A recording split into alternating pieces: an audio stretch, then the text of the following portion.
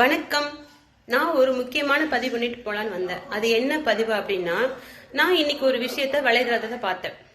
ரூபாய் நோட்டு, 10 ரூபாய் நோட்டுல என்ன எழுதியிருக்கு அப்படின்னா, என் மாமியார் சாகணும், என்ன ரொம்ப கொடுமை பண்றாங்கன்னு கூட சொல்ல, என்ன ரொம்ப கொடுமைப்படுத்துறா.